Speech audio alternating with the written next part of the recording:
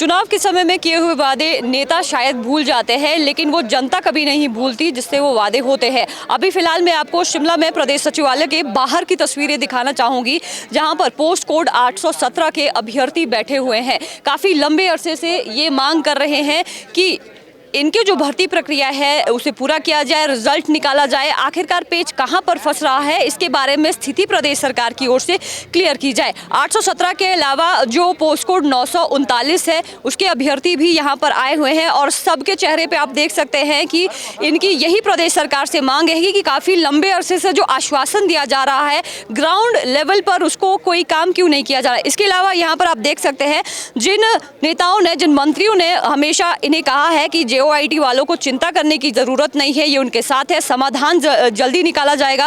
विक्रमादित्य सिंह की एक जो पोस्ट है 19 मई 2023 को उनकी ओर से की गई थी, लेकिन अभी तक कोई फैसला इनके हक में नहीं आया। इसके अलावा जो अब उपाध्यक्ष बन चुके हैं विधानसभा के, यहाँ पर आप देख सकते हैं विनय कुमार, उन्होंने भी इसी तरह की बात कही थी कि जल्दी इनके पक्ष में जो यहाँ पर प्रदेश सरकार है फैसला करने वाली है। तो चलिए इनसे बातचीत करते हैं। नाम क्या है आपका, कहाँ से आए हैं आप? मैम, मेरा नाम प्रदीप है और मैं डिस्ट्रिक्ट सिरमौर से आया हूँ, शिलाई से। और हम काफ़ी समय से संघर्ष कर रहे हैं इस परिणाम को लेकर, लेकिन मुझे लग रहा है कि सरकार जो है, सरकारें आती जा रही है, लेकिन हमारा परिणाम नहीं आ रहा है अभी तक। तो कितनी बार आप मुख्यमंत्री से मिल चुके हैं, किस तरह का आश्वासन आपको दिया जाता है? मैम, लगभग 10-12 बार तो मुख्यमंत्री से मिल चुके हैं और लास्ट टाइम जो है मुख्यमंत्री जी ने धर्मशाला में, जो कि 1 वर्ष का सम्मेलन उनका हुआ था, उन्होंने घोषणा की थी कि 1 महीने के अंदर अंदर आपका परिणाम आ जाएगा, लेकिन मुझे नहीं लग रहा कि कोई काम इसमें हुआ है अभी तक।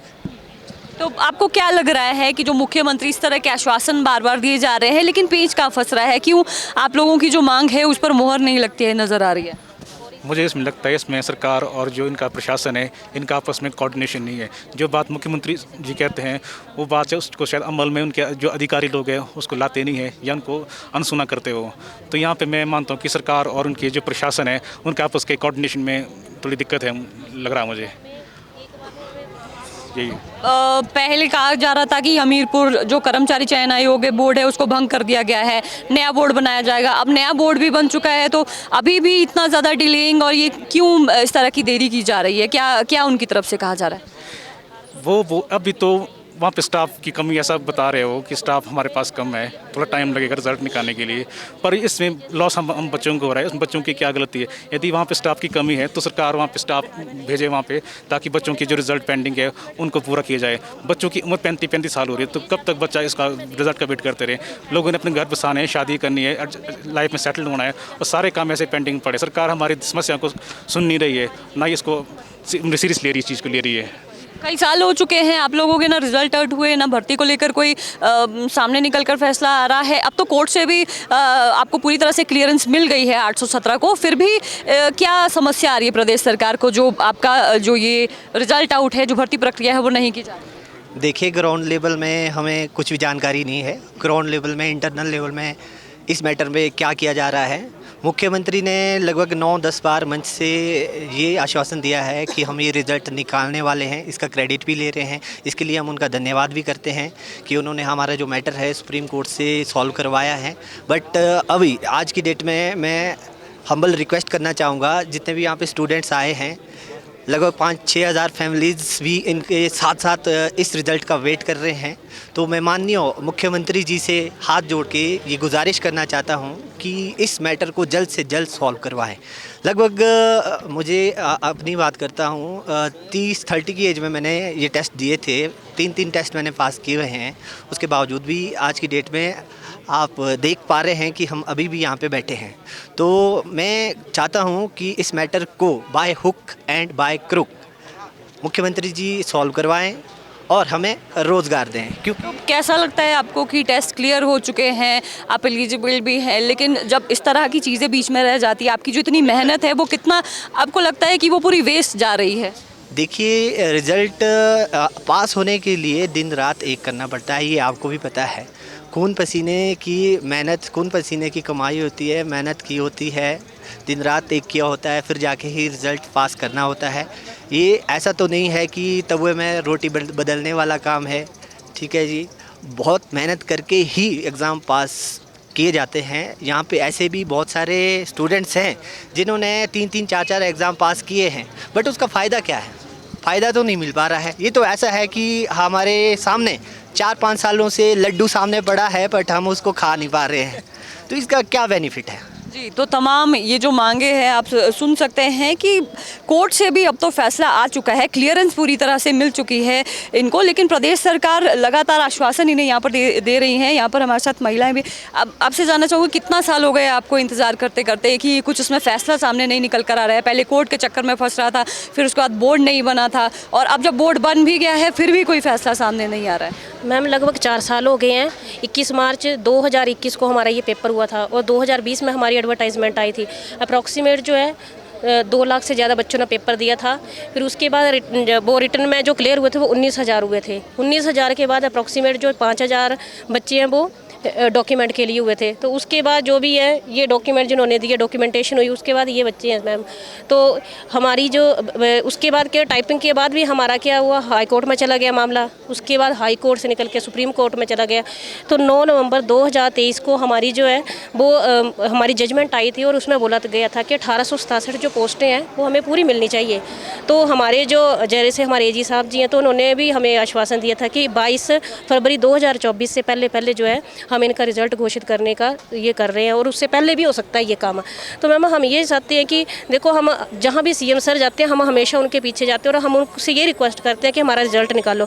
तो वो जनमंच पे भी उन्होंने सारे जो आम लोग हैं उनके सामने भी बोला है कि मैं JO 817 का रिजल्ट घोषित कर रहा हूँ, लेकिन मैडम जी ग्राउंड पे कुछ भी नहीं हो रहा है। कितनी निराशा होती है, क्योंकि बार बार आश्वासन दिया जाता है, नेता सामने आते हैं, मंत्री भी कहते हैं कि आपके साथ है, लेकिन होता कुछ नहीं। मैडम जी बहुत ज़्यादा निराशा होती है, बहुत ज़्यादा, क्योंकि हमारे जो घर वाले वो हमें हर बार जो है वो इसी आश्वासन में भेजते हैं कि चलो आज कुछ अच्छा होगा, आज कुछ अच्छा होगा।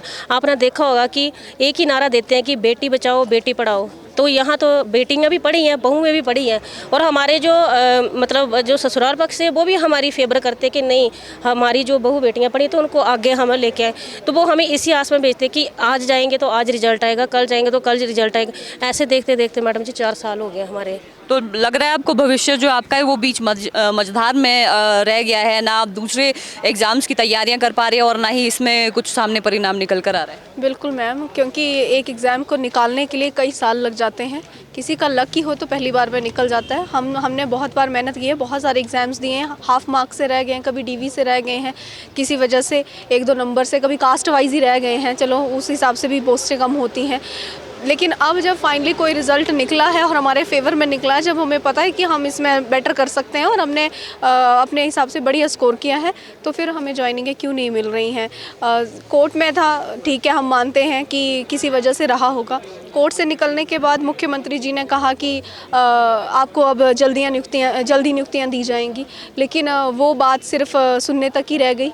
उसके ऊपर 1-2 बार एक्शन लिया भी गया कि कैबिनेट में मामला गया हमारा, लेकिन कैबिनेट भी हमें सपोर्ट करने के लिए तैयार नहीं है।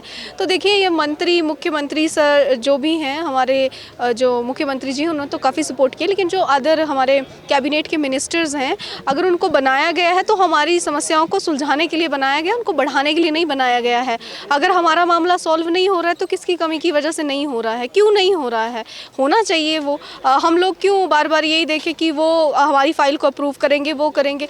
उनको अच्छे वाली पता है, 4 सालों से बेचारे बच्चे कब से दर की ठोकरें खा रहे हैं, यहाँ जा रहे हैं, वहाँ जा रहे हैं।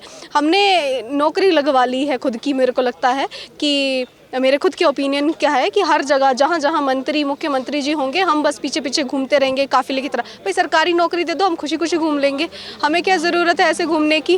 अगर नौकरी नहीं दे सकते तो हमें भी पेंशन लगवा दीजिए, सीधी सी बात है। हमें भी 15-20 हज़ार की पेंशन लग जाएगी, नौकरी की ज़रूरत ही नहीं रहेगी। ना होंगे पेपर, ना मिलेंगी नौकरियाँ, सीधी सी बात है। जब हमने मेहनत की है, हम चाहते हैं कि हमें हमारी मेहनत का फल मिले, और कहा भी जा रहा है, मुख्यमंत्री जी सर ने बहुत बार कहा है। तो मैं चाहती हूँ कि भाई वो एक तरह से पूरे हमारे प्रदेश के जो प्रथम इंसान, मैं कह सकती हूँ प्रदेश के प्रथम इंसान, राजा कह सकती हूँ, अगर उनकी बात को अनसुना कोई मिनिस्टर या फिर कोई ब्यूरोक्रेट कर रहा है तो शर्मिंदगी की बात है हमारे लिए। एक और बात बोलना चाहूँगी कि जैसे CM सर बोलते हैं कि हम 1 लाख रोज़गार दे रहे हैं, तो मैडम जी मतलब जो है हमारी यही रिक्वेस्ट है सर से कि स्टार्टिंग हमसे ही करो। कि रोज़गार दे रहे हैं तो आप स्टार्टिंग हमसे करो कि JO 817 वालों को जॉब दे दो, और स्टार्टिंग हमसे कर लो कि हमने जो है JO 817 वालों को, इतने बच्चों को 1867 बच्चे हैं, उनको जॉब दी है। तो क्या निश्चित करके आए हैं आज भी आश्वासन लेकर जाएंगे या फिर? नहीं मैम, हम चाहते हैं कि सर हमें जो है वो रिटर्न में दे, कि नहीं चाहे वो कंडीशनल ज्वाइनिंग दे, जैसे भी है कि हमें उनकी मतलब हमें पूरी सेटिस्फेक्शन होनी चाहिए कि हम बार बार हमें यहाँ आने के लिए मजबूर ना किया जाए। मैडम बहुत दिक्कत होती है हमें यहाँ आने में, और हमारा जो है एक तरफ हमारा 4-5 हज़ार लग जाता है, क्योंकि हम कांगड़ा से आ रहे हैं, तो कांगड़ा प्रॉपर से तो नहीं है, हम उससे भी आगे 50-60 किलोमीटर दूर से है। तो ये रिक्वेस्ट है सर कि हम जो बेरोजगार जो है युवा, उनकी तरफ ध्यान दें और अपनी जो प्रदेश की जनता है उसका ख्याल रखें।